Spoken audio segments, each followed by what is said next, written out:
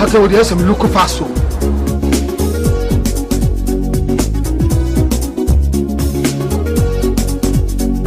Papa, me again. Let's all yell it.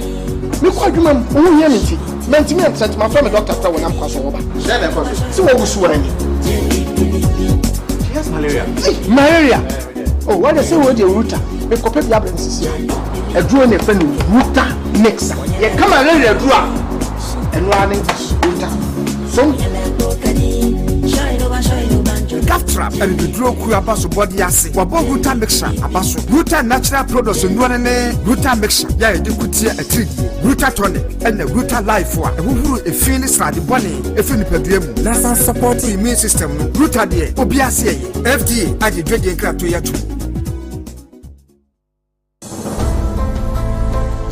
The law is pertinent to every aspect of our lives, and so lawyers must not be the backup plan for the rainy day only. Nothing received from a client should be put in a lawyer's personal account until such time that the money has actually been earned. It is very dangerous to perpetuate the theory that it is narcotics that leads to crime increase. The relevance of the law cuts across our business, social, and family transactions. Doubt this? You can't borrow from somebody who's your client. That would lead to a conflict situation.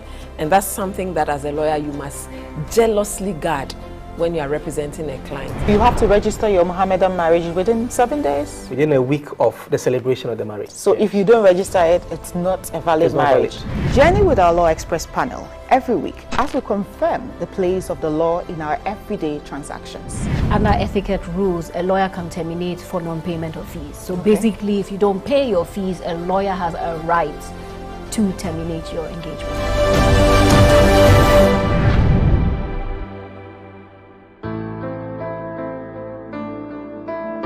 This is Swift Africa.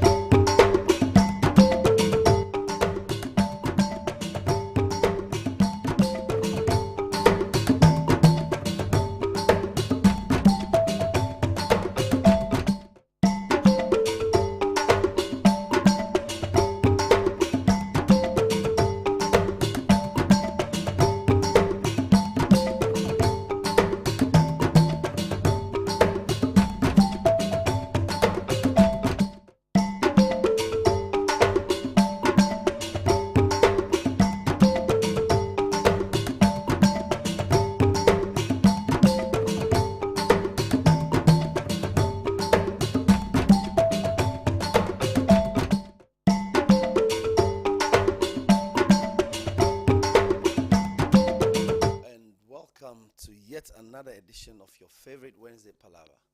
We're coming your way live from the Kwame Nkrumah studio of Pan-African Television. Today we're going to be having a very important and interesting discussion. As we're all aware, or quite a number of us are aware, we will be celebrating one of the huge Pan-Africans that we have had on the African soil. Amilcar Lopez Cabral, as he's known, is an agric engineer, I want to believe, and he's one of the freedom fighters, or the major freedom fighter for the people of Guinea-Bissau, and the founding father of Guinea-Bissau. Actually, he's one of the people that took them through the struggles until they gained independence, and he gave his all into, bringing freedom to his people and to the African continent as a whole. So today, one of our own comrades will be leading a discussion. He's going to be the lead discussant on Amilcar Cabral, for us to understand who really Amilcar Lopez Cabral is. So, as we have always done it, he will take us through 30 to 40 minutes of lead discussion, and then after that we will hear from our studio audience. Then we will go ahead to hear from those of you at home and listening to us wherever you may be listening to us from. So without much ado, since we're running out of time, we'll just call on our comrade Albie Wild to the podium. Albie.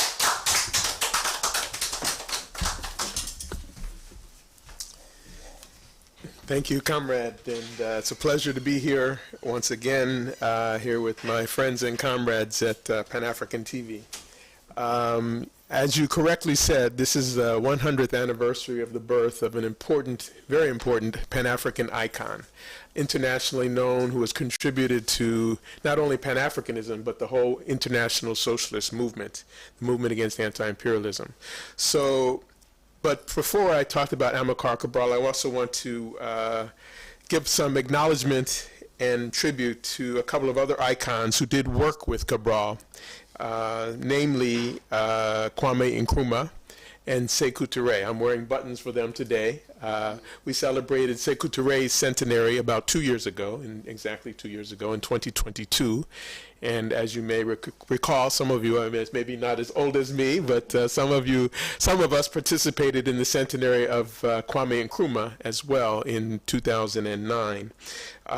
So we want to recognize them as well, because they were an integral part of Cabral's life and his work and his thoughts and his ideas, and they contributed to each other's development and to their contributions. So I want to recognize them as well.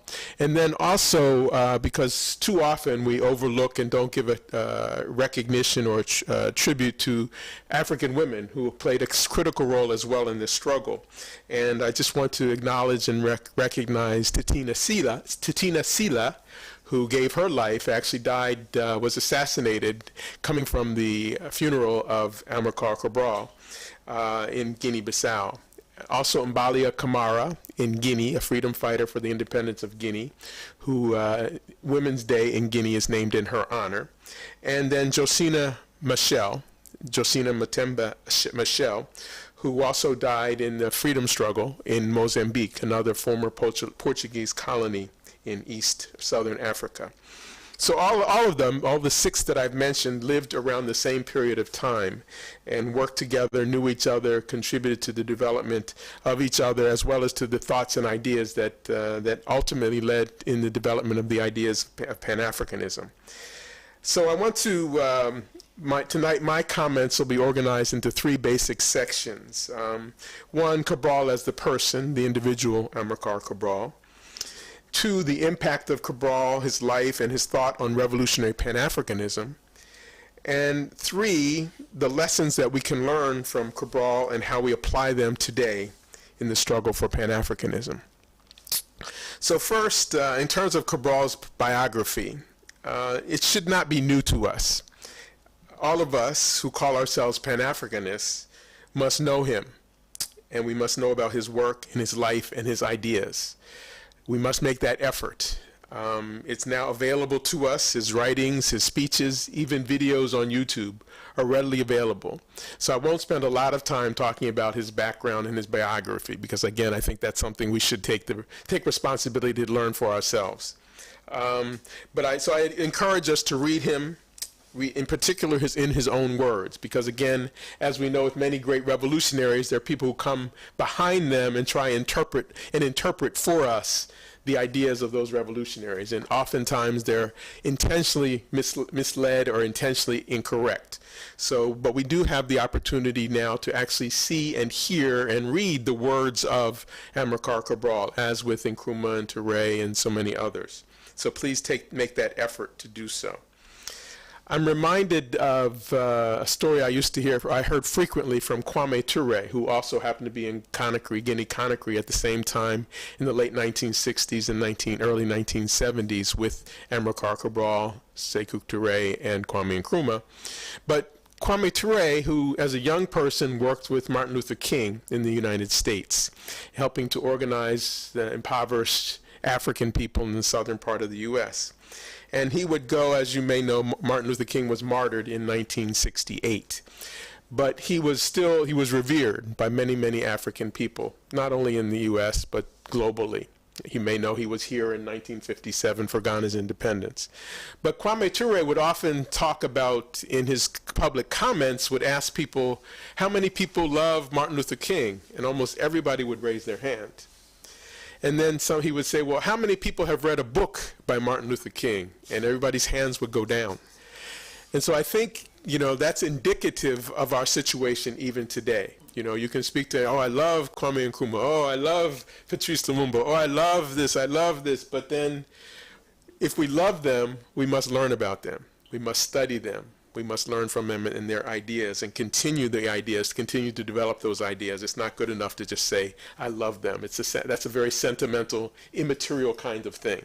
And we need to do more than that, because the people that we're talking about were revolutionary. They weren't looking for love and appreciation and affection and all those kinds of things. They were looking to create social change. And so if we're trying to follow in those footsteps, we too need to do that work and do that study. So, again, if you love a great leader, you have to study him or study her and learn from their ideas. And this is true of all of us. We cannot be lazy. We cannot be sentimental. We have a responsibility to do more. So I won't take time again to talk much about his biography. As my comrade said, he did study agronomy, agriculture in Portugal, born and raised in Guinea-Bissau. He used the skills that he learned in the study of agriculture at the university in Portugal. When he was sent back to Guinea-Bissau, or came back to Guinea-Bissau, he used those skills that he learned to get a class-based material understanding of the conditions of the people of Guinea-Bissau.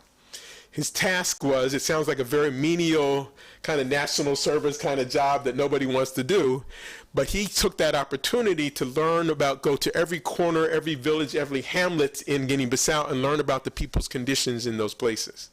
And so he took it upon himself. He had a great study and analysis of what was happening and why people were in the situation they were in. So he developed a great love and appreciation for the everyday person. He didn't see himself as above or separate from them because of his education, but rather he developed an appreciation and a responsibility towards the majority of people who were impoverished, working in peasant farmers in Guinea-Bissau. There were some aspects of Amilcar Cabral's personality that I want to mention. Just in summary, some key points. He was a revolutionary thinker, as evidenced even from this first task as going back as an educated person. There were very few people very few Africans who were able to get education to the university level in Portuguese colonies. They made a strict adherence to make sure Africans didn't get employment. They were only interested in our ability to work the land, cheap labor, extract resources for their benefit. So Cabral was one of very few, a handful of people who had that education. But again, he took it upon himself. He could have aspired to be and could have been kind of a benefactor or a contributor, a middleman, so to speak, between the Portuguese colonists and the majority of people. But he aligned himself with the people. He wasn't interested in benefiting personally from the education that he got. He saw his value, the education for him was valuable in that he could use it to help elevate and improve the quality of life for the majority of people. So he was a revolutionary thinker. He was also a materialist, okay? That meant that he looked at what were the material conditions of people's lives? What were people experiencing? What did they see? What did they feel? What was their life like? It wasn't just theory. It wasn't just ideas. Although he did study the ideas of Marx and Lenin and others, particularly when he was in the university in Portugal, but he was looking at the basic material conditions of life in Guinea-Bissau, the average person in Guinea-Bissau. So he was a staunch materialist, and throughout his life, throughout his career as a political activist, as a military strategist, he was always going back to the material conditions, the basis of society. Okay, so that's the second thing, as a materialist. He was also an internationalist. He recognized that the conditions in Guinea-Bissau is a very, very small country. You may know, just south of Senegal, north of Guinea-Conakry. Very, very small country. Not a lot of resources, not a lot of wealth. But from that base, he became an international icon. So again, that should give us a lesson that we're not constrained by the geographic boundaries that we may happen to find ourselves. No one would have thought that someone coming from Guinea-Bissau would become an international leader in Pan-Africanism or in socialism. So he was an internationalist, and I'll talk a little bit more about some of those things, or how that was represented in some of the things he did in his life. He was a supreme organizer throughout his life. He initially organizing among the masses of people on the ground in Guinea-Bissau, ultimately leading to the organization of the people and able to fight in a guerrilla warfare against Portugal. And it wasn't just Portugal, it was actually Portugal and Britain, America, France, and Germany, all of those people who are NATO supporting Portugal as also a very, very small country at that point in time was very, very weak.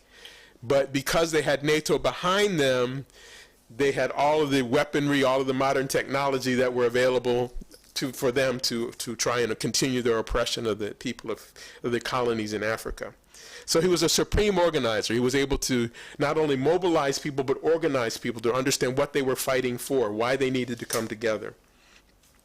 He was a military leader. In fact, Guinea-Bissau was one of the few countries, or some say the first country, to achieve victory over a colonizer, particularly in Africa, through a protracted guerrilla warfare. Again, using strategies and tactics based on the material conditions of the people, they were able to outmaneuver and ultimately be victorious over the Portuguese in Guinea-Bissau. So he was a strategist and a tactician as well. Again, very, very astute in looking at who is the enemy, what are our resources, what are their weak sources, what are our weaknesses and strengths, etc. Being able to apply different strategies and tactics in a very effective way against colonialism. Fidel Castro referred to him in, quote, one of the most lucid and brilliant leaders in Africa, who instilled in us tremendous confidence in the future and the success of his struggle for liberation. So Fidel Castro was another person who was very important in the life of Amilcar Cabral, and vice versa. Cabral had great influence, as you see, on Castro, and Fidel Castro also had great influence on Cabral. So they worked together on various international fora against imperialism and for the development of socialism. So secondly, the impact of Cabral's life and thought on revolutionary Pan-Africanism and the global movement against imperialism. So that follows from, again, Cabral, Castro together, initially, I guess most notably, in 1966. Amilcar Cabral was in Havana, Cuba, for the first tricontinental conference, bringing together impoverished people, majority oppressed people from Asia, from Africa, and Latin America to Havana, Cuba in 1966. And at that time, he made a very, very important and well-known speech called Weapon of Theory. Okay, and there's many parts of that speech that has applicability and relevance for us today. But in this speech, he said famously that always bear in mind that the people are not fighting for ideas, for the things in anyone's head. They're fighting to win material benefits, to live better and in peace, and to see their lives go forward to guarantee the future of their children. This is it's reprinted in a book called Revolution in Guinea, and it's called Tell No Lies, Claim No Easy Victories. Okay, that's another famous quote from Amilcar Cabral if you look him up on the internet. But again, this shows the material basis of his analysis. Okay, people are not just fighting because you think you're telling them this is a good idea. Well, how is this good idea going to improve the quality of my life? If I'm hungry, if I'm homeless, my children can't get medicine, what does this have to do with those things? If you can't deal with it, I'm not interested. That's what the majority of people are looking for. So that's where the theory has to come in together with practice. So he said this in this Weapon of Theory speech. He said, in our present historical situation, elimination of imperialism, which uses every means to perpetuate its domination over our people, and consolidation of socialism throughout a large part of the world, there are only two possible paths for an independent nation, to return to the imperialist domination, neocolonialism, capitalism, and state capitalism, or to take the way of socialism. So I don't know if you've studied Nkrumah or you've studied Sekou Touré, many of these words sound the same. The concepts are very, very similar. And so again, it shows us the strength, the power of the message, the power of the analysis. It's not just one person coming up with these ideas, but they're shared because of similar common experiences. We recognize the commonality of Africa as a whole. Even though we may have been colonized by the French in Guinea, the British in Ghana, or the Portuguese in Guinea-Bissau, it's in essence the same type of exploitation. And so the solution to that is the same type of strategy that we need to apply. So some of his most notable examples as an organizer were the role he played in building revolutionary organizations. Not only in his home territory, as was mentioned, the PAIGC, the African Party for the Independence of Guinea-Bissau and Cape Verde, PAIGC, which is an active party still today. He not only helped form that party, but he also helped form something called CONCEP, which was a unification of political parties fighting against Portuguese colonies, Portuguese colonialism. He also was instrumental in the formation of a group called OSPAL, again formed after that Tricontinental Conference in Havana, which again is a solidarity organization between African, Asian, and Latin American countries. Also, the MPLA, the Movement for the Liberation of the People of Angola. Okay, because Angola was also colonized by the Portuguese, he met and worked closely with Agostinho Neto in Lisbon. And so he spent some time in Angola as well and actually helped to form the MPLA. He was one of the founding members of the MPLA, a liberation front in Angola. And then I would humbly say he also had a big hand in the formation of my own organization, the All African People's Revolutionary Party, which was called for in the book called Handbook of Revolutionary Warfare, written by Kwame Nkrumah. And I'll talk a little bit more about that one shortly. Some of Cabral's most important ideas and thoughts related to the role of culture in the struggle for liberation against colonialism. He saw culture, like Walter Rodney did, as the full aspect of encompassing all people's life. Okay, it's what we eat, how we speak, how we teach each other, how we go through the rituals of life. All of those things are part of our culture. Okay, so Cabral saw that and saw culture in the same way. And oftentimes we get very confused about what culture is, and sometimes that confusion is intentional, I think, where they'd like us to make us think, well, I'm showing the culture because I'm wearing a smock, or I'm doing a dance, so I'm singing. That's culture.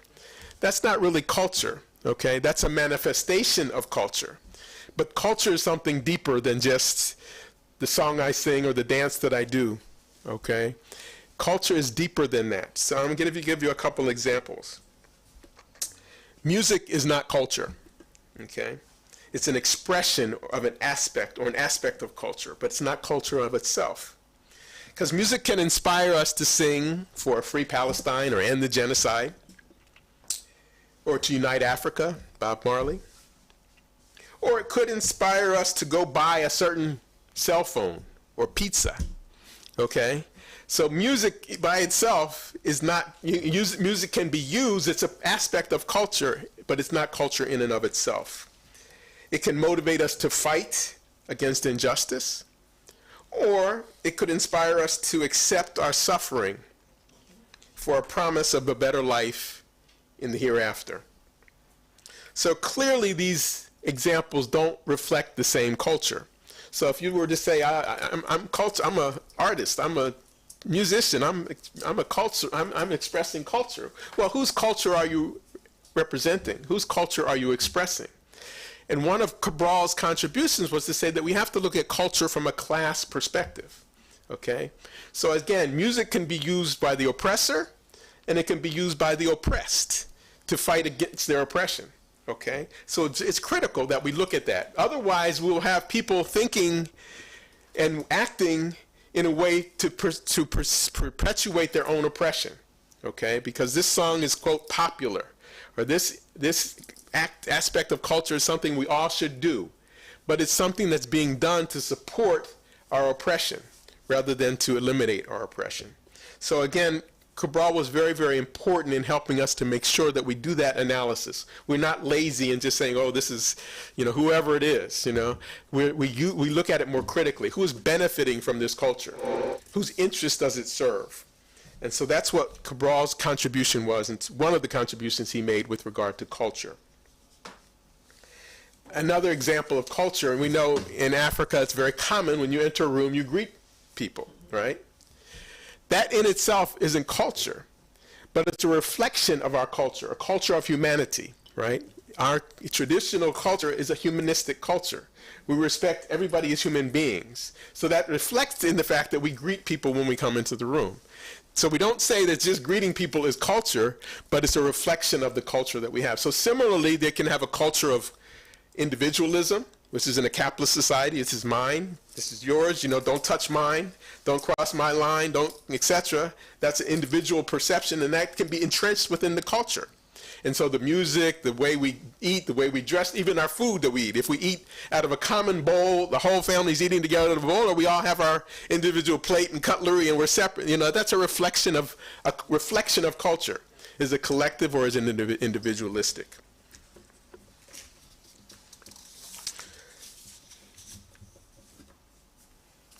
I don't know. Even sometimes it makes me feel uncomfortable. So many times people say, as custom demands. I do that. Which means basically they don't know why I'm doing. I don't know why I'm doing it, but custom demands that I do it. So we do these things not even thinking where it comes from, where it started, is it still something that we should be doing? We just do it without thinking about it. It becomes entrenched in us. We don't even have to go to school to learn. Somehow we picked it up. From age 3 on up, we know that this is how you do things, right? So we hear that all the time, and especially it's cultural wars that we're talking about, where, how young men their pants are sagging, or women have, their hair isn't right, or there are too many tattoos, or earrings, or all these kinds of things. Even sexual inclinations, they're all deemed as, well, this is not our culture. Well, who defines our culture? And is our culture the same culture as the wealthy, as the poor? I don't think so. So again, we have to question whenever somebody tells me, when I question, when somebody tells me this is my culture, it's like, okay, well, let me go a little bit deeper than that and see what culture is it that you're talking about. Because sometimes our culture would call for us to kill people. I mean, it's sad that, culture is not static. That's the other part about materialism and dialectical materialism that Cabral studied. It doesn't stay the same. So the culture today is not the same culture we had 50 years ago or 100 years ago or further. In some cultures, we would kill twins. In other cultures, we revere twins. Which one is the right culture? Which one? I mean, so are we going to say, well, my culture is correct? We kill people because they don't have melanin in their skin, they're albinos. Is that the way we should be doing? Now we know why. We have science to tell us why somebody's skin doesn't have pigment in it. It's not as if we're not back in the days where we had no understanding and we think it's some sort of curse, but we can actually scientifically determine what is the reason why this person looks this way. Whereas in the past, if culture didn't change, we would still be doing this. I think I sometimes laugh going to funerals when it's cultural. Well, we bring out the minerals and the malt, and it's like, well, has this been done for thousands of years? Where did this start? Coca-Cola was there that long ago, and they've integrated, and now they're using that to perpetuate their commercialism, their capitalism. They can sell Coca-Cola by saying this is culture. And so I gotta spend money to make sure that my guests have Coca-Cola products. Otherwise, I'm going against the culture. So again, we have to think more critically when we talk about what is our culture. The last reference I want to make in terms of Cabral's impact on revolutionary Pan-Africanism, I mentioned the book Handbook of Revolutionary Warfare. And I think many of us may be familiar with that book, the story of the book written by Nkrumah here in Ghana. It was before it was completed, February 1966. The traders came in and overthrew the government. Nkrumah never came back to Ghana alive. That book was handed over in draft form to the enemies, to the CIA, U.S. intelligence agencies. He didn't complete it. When he got to Conakry, he finished the book. But he had the opportunity, the benefit of having Cabral there, Sekou Touré there, Kwame Touré there, other people to review and see what he had worked on. Plus, he had the experience of what happened in Ghana. They could now apply to that book. So again, we say positive and negative in everything, right? It's nothing is all good or nothing is all bad. So certainly the coup was terrible for Africa.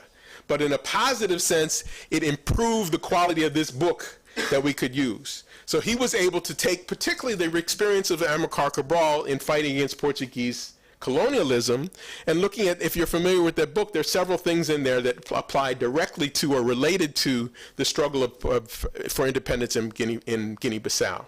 For example, the zone theory. You have a liberated zone, a contested zone, and an enemy-held zone. And the objective is to get a liberated zone and hold it so you can then use that as a base to support other parts of the struggle.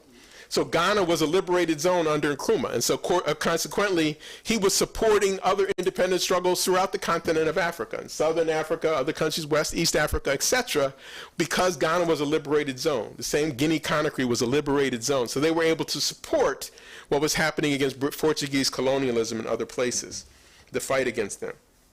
So that theory, documented in that book, Handbook of Revolutionary Warfare, was also part of the experience in fighting against Portuguese colonialism in Guinea-Bissau. So they were able to slowly go step by step to liberate sections of Guinea-Bissau.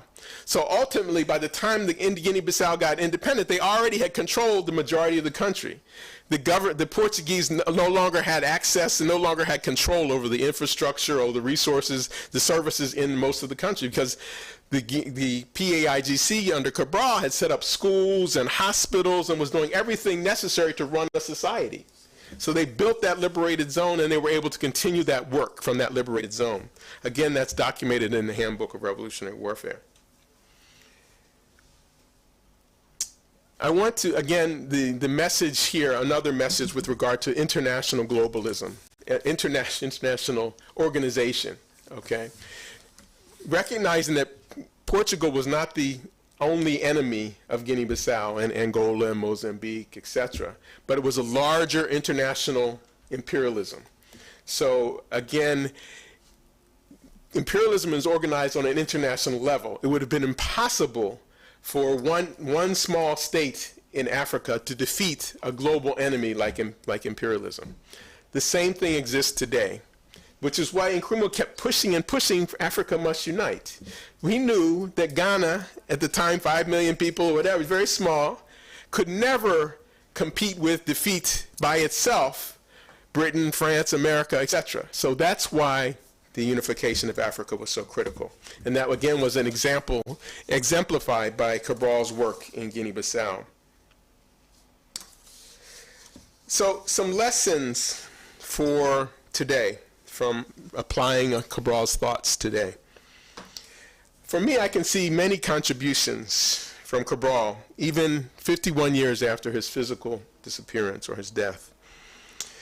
the rebellions that are taking place across the continent and even globally, from young people who are disenfranchised and demoralized and frustrated that life does not provide for them what they should have. You know, they live on the wealthiest land in the world, but they can't find a job. They're impoverished. They're hustling on the street just to try and get food to eat at the end of the day. So you see the rebellions happening in Kenya and Uganda and Nigeria. I know we've even tried to have them in Ghana and other parts of the continent, right? And this is an output or natural outcome of capitalism.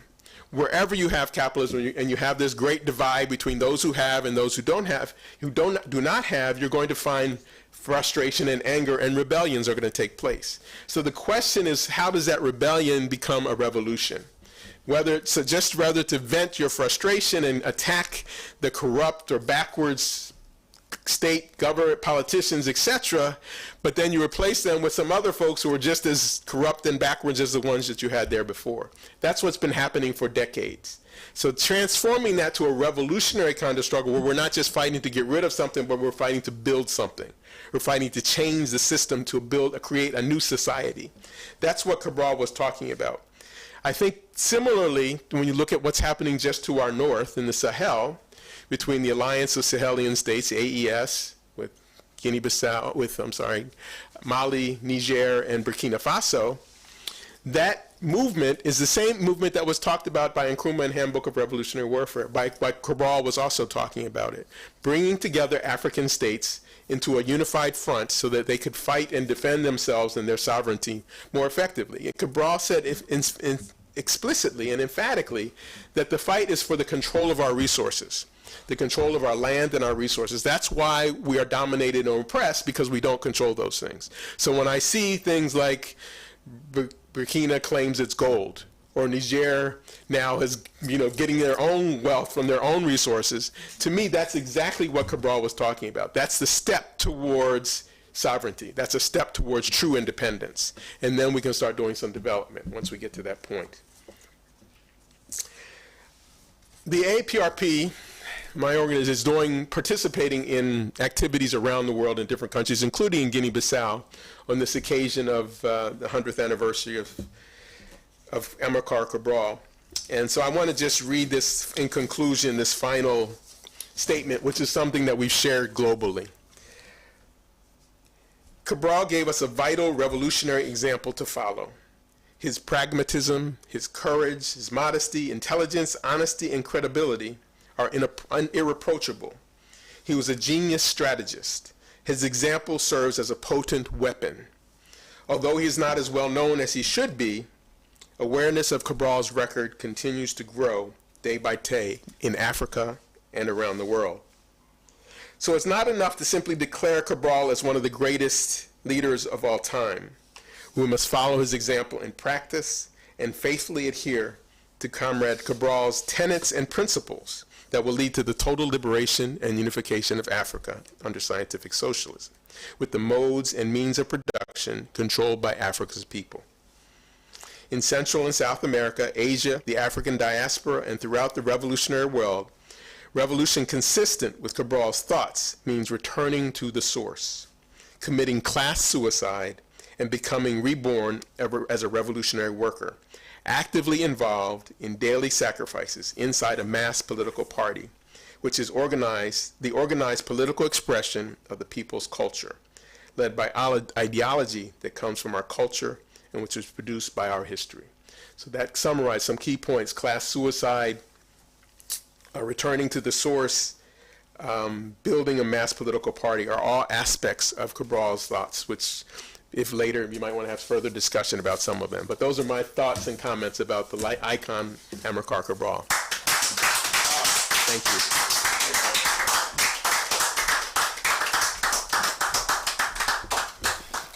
Thank you so much, Comrade. Can we do better for him? Yes. Yes. So that was Comrade Alvin Walls from the All African People's Revolutionary Party. We, the conscious youth of today, refuse for anybody to tell us who our heroes are. We know who our heroes are. We know who truly fought for this continent, and we know those who have the continent at heart. So it's been a great lead discussion with our comrade. I believe there are a lot of you in the studio who would want to have one or two questions or contributions on such an August day. So let me see by hands those who want to have one or two. 1, 2, 3, 4. I see 5 hands. So in that order, if we can have you here.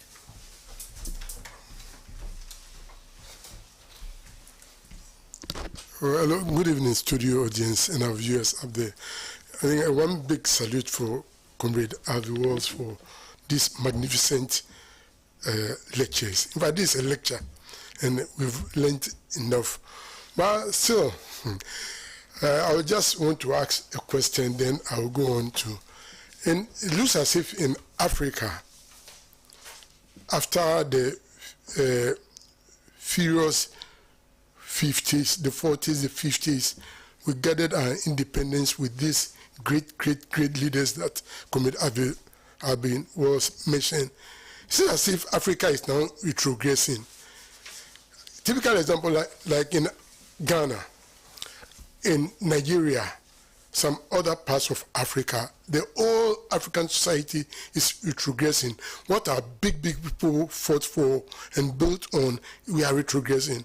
In Ghana like this, we are having serious problem with our leadership. People are starving. People are not having food to eat. People are on the streets. People are not making things. And so, do we still feel that this, do we still believe that the practice, the theoretical practice which was engineered by these great leaders, especially Amilcar Cabral, can still be applied so that we regain what we have lost so much in Africa? Thank you very much.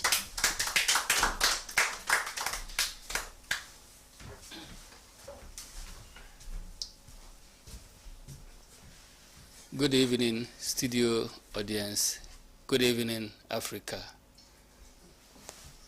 Salute, corporate. You've done a very great job of education and enlightenment. What I have to say about Comrade Amilcar Cabral is what I've read about his tribute when the Osagifo Dr. Kwame Nkrumah passed on to glory. He said Nkrumah didn't die of cancer, but he died of cancer of betrayal. It started on the day, on the 23rd to 25th of May 1963 in Addis Ababa, when the leaders, the then independent independent states, leaders of the independent African states wanted to form the organization. They betrayed Nkrumah. It also came, the betrayal also came to Ghana when a section of backward, selfish, atavistic Ghanaians have to connive with the imperialists to overthrow Nkrumah. So for that, you know that Cabral is a great hero of Africa. Permit me to bring in because Cabral became a leader through elections. And we are in election year. 7th December, we'll be going for elections. We need peace. One of the core values of the Electoral Commission, the EC of Ghana, is transparency. So for the sake of transparency, we appeal to the EC to concede to the forensic audit of the voters. The flawed, obviously flawed, is very flawed. They themselves know it's flawed, the voters, so that we can have peace during our elections. Thank you, comrades.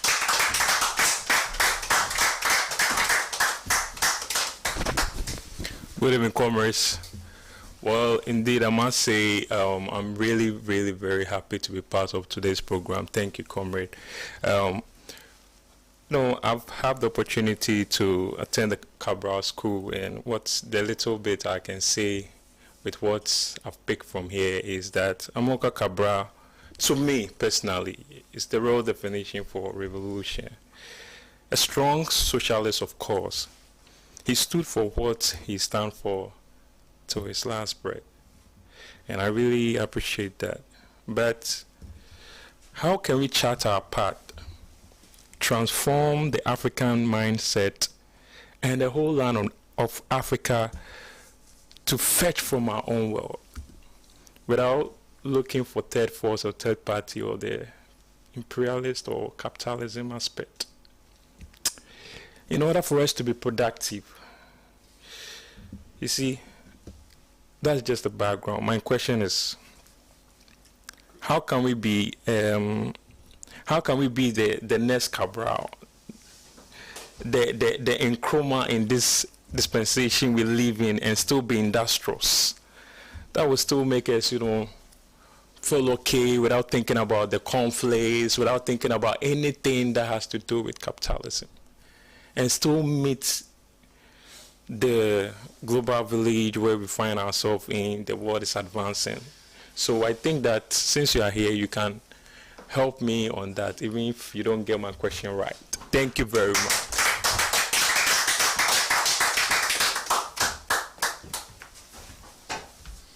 All right, thank you very much. That was a very educative and insightful presentation. I will start with this quote that I will try to paraphrase of Cabral. He said, "Do not confuse the realities of the people with the ideas we have in our minds." And obviously that is the challenge we face in our country. Today, our leaders confuse the capitalist neoliberal ideas they have in their minds with the realities of our people. That is why we have problems with our currency. And that problem is caused by foreign companies who expatriate the profits they make here.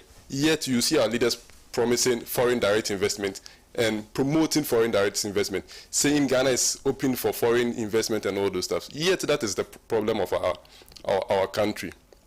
Now, I also want to ask a question. Looking at the life of Amilcar Cabral and all the good things that we've heard about Amilcar Cabral, he was a good organizer, he led the revolution and all those stuff. What are some of the shortfalls or challenges of Amilcar Cabral that modern day comrades who are in the struggle can learn from and not repeat those shortfalls? Thank you.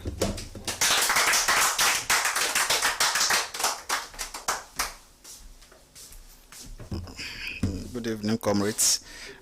Thank you very much for the presentation, Comrade Arbiwas. It was very insightful, and of course, we all learned very much from that presentation. I wanted to also read two quotes from Amilcar Cabral. It's very obvious that it's a man who lived his life as simple as possible. And he was a man who lived with the people as one of them. So his speeches and his communications with the people and the masses that he engaged with while he was organizing were so simple and direct to understand. And that's why I also wanted to read a few of them just to understand and to also help us reflect on the current socio-economic conditions and the kind of political parties and political leaders we have in our today's Africa. The first one says, "Always bear in mind that the people are not fighting for the ideas and the things in our head, in anyone's head. They are fighting to win material benefit, to live better and live in peace. See their life go forward to guarantee the future of their kids." And the second one says, "Hide nothing from the masses of our people.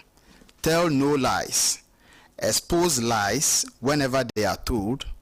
Mask no difficulties, mistakes, failures, and claim no easy victory." These are simple and direct English in communication. I mean, you don't need to think twice about all these words of Cabral.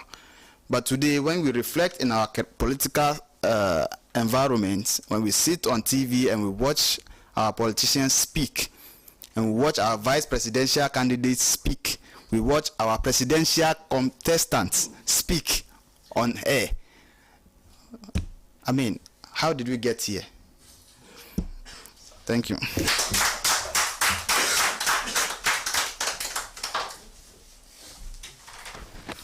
All right, before we call Comrade Albie to the podium, we'd like to hear from our viewers at home, so that you can just lamp that up before we draw the curtain.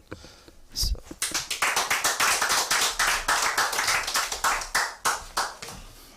Good evening, viewers. My name is Junior Johnson, and I'll be reading a few comments from our social media channels, and I'll be starting from our Facebook page. So this one is from Ibrahim, and he says, a great presentation by all standards, very educative and absolutely insightful presentation. Thank you very much, Comrade Albie Walls. This one is from La Sankara Tian, and he says, Viva Cabral, Viva. This one is from Obo Badin, and he says, just like Chairman Mao, he redefined the conception that the industrial workers will carry out the revolution. He did it with the peasants, a luta continua, Victoria Asata. Once again, this is from Comrade Obo Badin. And this is also from Eric Agbeko. He says, great show and great education. Thank you, Pan-African TV. This also from Hajar Bint Awal. He says, thank you for this insightful discussion. We have another comment. This from Bewusen Kotoku. He says, great historian Amilcar Cabral. This is from Kwame Ofori. He says, there is no independence without economic independence, and for us to achieve economic independence, we have to unite as Africans to be able to achieve that. To be able to achieve that, it's either we unite or we perish. Once again, this is from Kwame Ofori. I'll be taking a few messages from our WhatsApp platform as well. So because of time, I'll be very selective. Kindly bear with me on that. This is from Edem Kwashi in East Legon. He says, this is to the lead discussant Albie Walls. Welcome to Ghana. This is home. Your submission is inspiring as always. Amilcar Cabral was a remarkable individual, a revolutionary poet, agronomist, Marxist, and Pan-Africanist. He was a divine gift, and his life's work remains a powerful inspiration.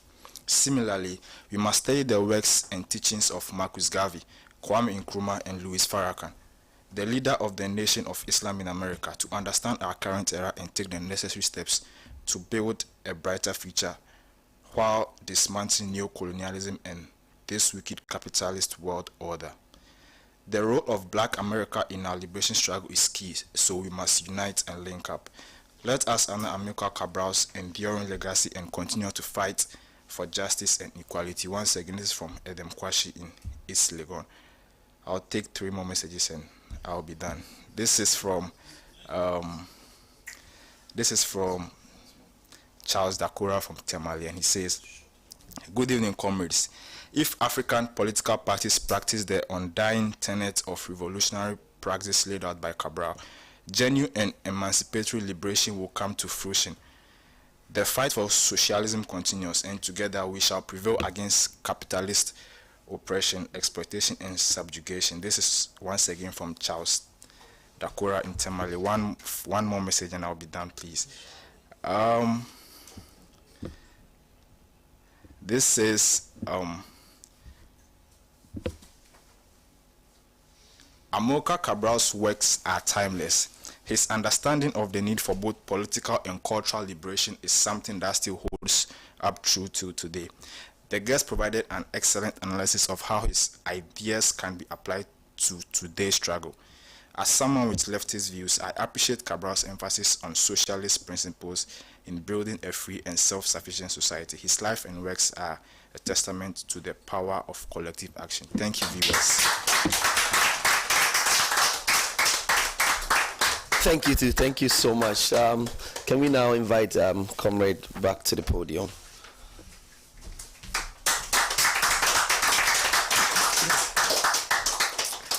Okay, is Africa retrogressing? I would say no. Okay, but I mean, it's science, right? We know for every action there's going to be an opposite reaction. So you take, it's not straight line. You get, kickback. So Ghana attained independence, was building a socialist nation. Imperialism came back with a vengeance, right? And sacked Nkrumah, and we got set back. Same thing. Guinea-Bissau was moving forward. They assassinated Cabral. So it's positive and it goes forward and backwards. But the onward, generally, the overall trend I see is one of forward motion. We know now more than we knew 50, 60 years ago. We are more well informed about the challenges and the problems that we face, the setbacks, and why. We know better how to address, how to defend the struggle, how to defend the forward motion. So I would say no. In fact, I have comrades who tell me this is the best time to be alive, to be in Africa, because they see what is happening in terms of people awakening. Their consciousness is rising more than it has been in the past. So it's, again, it depends on how you look at it, but I can see, if you look scientifically, you can see we have not gone backwards. We are actually going forward in terms of people's you cannot enslave, you couldn't colonize Africa again the way they did 100, 200, 300 years ago. You couldn't come in and take Africans and put them into slavery as they did before. So by all means, we're moving in a different direction than where we were forward.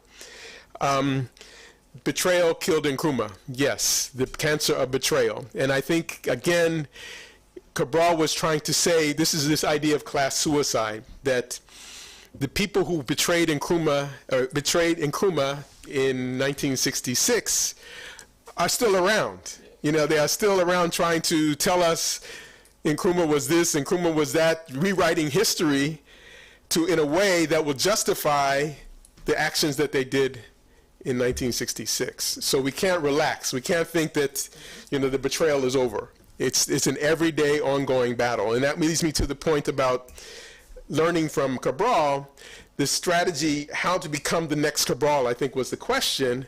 It's about, Cabral emphasized education, political education. They were training children to understand not just mathematics and social studies and reading, they were teaching them politics. Who controls our country and why? So that's part of our struggle, so that we can then become and raise more Cabrals. They have to have that understanding. Why is it that all of I was riding, I was in the traffic and I saw a signboard that said, engineered in Britain, manufactured in Germany, built for Africa. It was advertising, I think, a Land Rover or some sort of vehicle. So again, it's a big signboard at 37 or somewhere, and it's like, what? It's right in front of our face. They are telling us, we designed it, we built it, and it's for you. Where are we in this equation? We just pay for it. We don't have, even the resources come from here, and then they send it back to us and we pay. So again, we have to train ourselves, train our youth in a political way, like Cabral was trying to advocate. Confusing the ideas with the realities on the ground. Again, Cabral was a materialist. We have to also do the same. Sometimes marketing, capitalism is very sophisticated, very devious. They're very skilled at making us think that I'm a big man, even though I have no money in my pocket. They have convinced me that I'm better than those people over there. I'm somehow superior, so I shouldn't look at myself as suffering. But the reality is that the idea doesn't match the reality. I've been convinced in my mind that I'm living large, but the reality is, my shoes have holes in the bottom. So again, that's where we have to match the reality with the ideas. So that's what the material basis of looking at material conditions are. Unfortunately, I couldn't tell you the shortfalls of Nkrumah. I'm not sure of Cabral. Obviously, we would have loved for him to have not been assassinated, but I can only look at what he tried to do. I don't know. I'm sure maybe he himself, as a revolutionary, I'm sure he was self-critical. He was analyzing, what could I have done better? We should all be doing that all the time. But I myself have not studied what he said and where he may have made some weaknesses there. Cabral was definitely able to speak in a language that people could understand, and that's our job. If we are training ourselves to be revolutionaries, most people, you couldn't just give them a book, Class Struggle in Africa, just say, go read this book, everything is in there. No, we have to interpret it for people so that they can understand it. So thank you very much. Last comment, Africans in America are key. I don't think so. Africa is key. It's here. It's here. Thank you.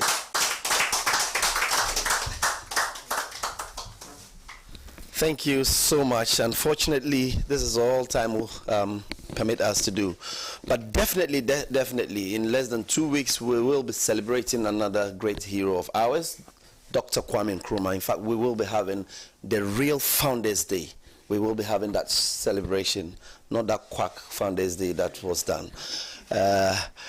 Before I draw the curtain, I'd also like to inform our viewers that this Saturday, the celebration of Amilcar Cabral continues at the Abofu AstroTurf Park, as the Socialist Movement of Ghana will be having some friendly games with the Trade Unions Congress of Ghana. Thank you so much.